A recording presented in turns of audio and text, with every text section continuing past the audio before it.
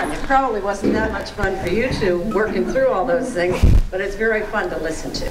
So thank you for sharing. Do we have questions? Yes. Neil, direct this question to you because I know a little of the story. Can you tell us some of the management changes that you had to go through, going from making, doing well at the top, going down, and then going back up again? Some of the issues that were involved with that. It's interesting because it's what you were talking about in terms of who's on the bus with you and who's off the bus with you. Well, at the end of the day, we had to change the entire sales team. Every single person on the sales team, 100% of them, not because they weren't good, not because they weren't quality salespeople, but because they were so caught in the one direction and the one space that they had always worked, that they were going to keep beating their head against that wall, even though you no longer could get through it, as compared to finding people who were willing out of the gate to start in a different direction and look at things differently. And that was, again, one of the key pieces that really changed everything. How about you, Manish? Have you had turnover for a similar reason? Yeah, so we've had to go through a number of different people. These were great people.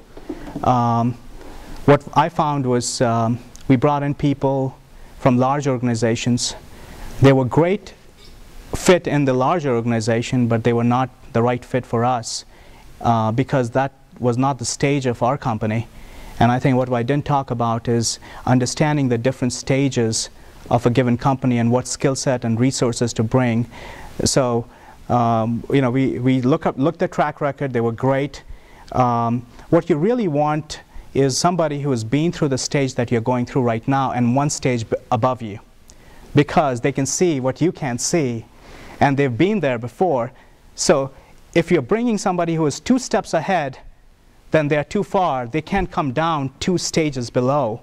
And there are about 4 to 5 stages of company. Or somebody who is way down, and they've never been through that journey, and most people don't have that vision to look that far and adapt that quickly. So if you're bringing in hired guns, I would like to bring somebody who has been through my stage and the stage right above me, because they can pull me up. That's the opposite of that is also one of the most painful things an entrepreneur ever goes through, when you realize the people who have gotten you where you are aren't the same people who can get you where you need to go next. And these are people you love and you've worked with. That's tough. That's a real tough place. I've been there. Mostly by sending them to work for one of your competitors. I mean,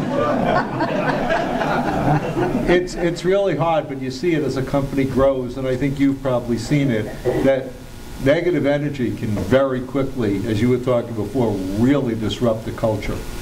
And you're not going to give it a long time. I don't, anyway. Right, I mean, like what we go through is attitude is something that I don't believe we can fix. We're not in the business of fixing people's attitude. Yeah. We hire people based on good attitude. We can train them on skill set, but if they're not a good cultural fit, they gotta go. I'll tell you, I'll interject a story of my own from my entrepreneurial days. Bought a company. It happened to be a baseball team, and I gave all of my employees. It was the employee group had shrunk, so there were 13, and I took everybody out for a Christmas lunch, and everybody got Jack Mitchell's book called Hug a Customer, and each book had a great big ribbon on it, and I gave it to each of my customers, or each of my employees, and that was in December. And in July, in the middle of the season, I fired 2 of them. And when I went into their offices after they'd left, I found the book with the bow on it. If only I had looked for that book with the bow earlier, it would have saved a lot of pain. Other questions? Yes, sir. Nope. Yes. You said something about new startups to prepare for the end game. Could you expand on that? Right. Well, I think as you try to scale and grow the business, you need to know what your end outcome is. You know, are you looking to get acquired? Are you looking to go IPO? Are you looking to just have a comfortable lifestyle? And that determines how you're going to navigate through this, and how are you going to maximize the value of your business and organization.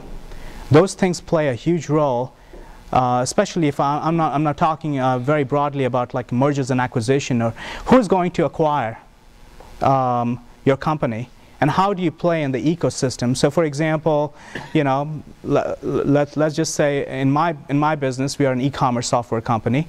There are lots of traditional point of sale retail software companies that might want to acquire us. There might be payment processors that want to, because their business is getting commoditized, and because we offer payment processing as one of the features.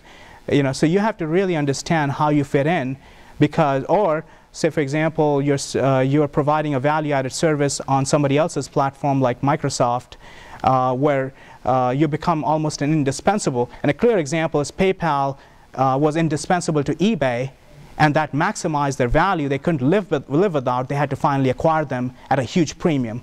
So that determines your strategy, whom you're going to partner with, whom you're going to have as your ally, and your, you know, to maximize the value of your company. That's what I meant. Saw some hands over on this side of the room. Yes, sir. I wanted to ask Neil a question about the no can spam and what effect that's had on your business.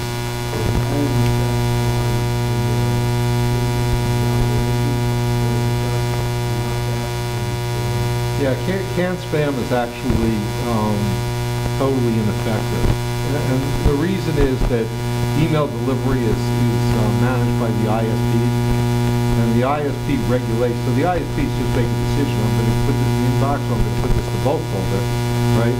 And the way they make the decisions is so much harsher than canned spam that it's really a non-issue. If you follow canned spam to the T, you're most likely not going to get your mail into the inbox. And well, everybody's out running around going, oh, spam says. It's much harsher. They're actually, right now, it's all based on activity. How many people open the emails you send? How many people click on the emails you send? If you're sending emails and 2% of the people open the emails, they're assuming that it's spam. It's not spam. They're just assuming that. There's lots of other reasons that can be. It's a tough business. Tough business. That's a great. I mean, no, I mean. That's spoken like a true But it's, entrepreneur, no, right? it's a great business, and that I mean, there are companies out there like Steve Madden. You all know Steve Madden, right? 70% of their sales come directly from email. 70% of the sales of that company come from sending out emails that people click on and buy something. I mean, so we're talking huge.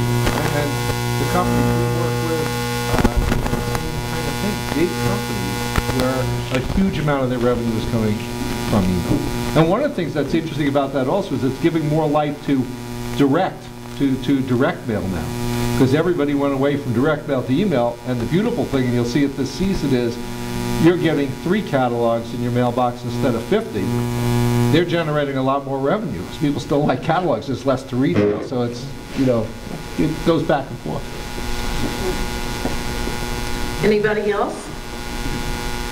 All right. Well, let me give you one more ad here. The University of Bridgeport has on its campus the only high-tech incubator in Fairfield County. We have some really interesting things happening there, including one of those sort of, I don't know, James Bond type companies that is very far down the line in facial imaging technology. It's absolutely fascinating. Hope they don't get a hold of me. But we also have had a tenant who has developed a new way of measuring brain activity in the brain. Hope he doesn't get a hold of me either. And I don't think any one of us can really define innovation, not really. But what I do know, as Justice Potter said, if you see it, you know what it is. And if you throw enough of it against the wall, some of it's going to stick And we're going to end up with a really interesting economy, I think, here in Connecticut with all of the emphasis on innovation. I think it's really going to be a fun 5 years or so in the state of Connecticut. So I'm looking forward to being part of it, for the university to being part of it, and I hope you'll all stick with it. In the meantime, there's plenty of wine and cheese and crackers and time left for you to meet and converse and have a good time. Thank you for being here.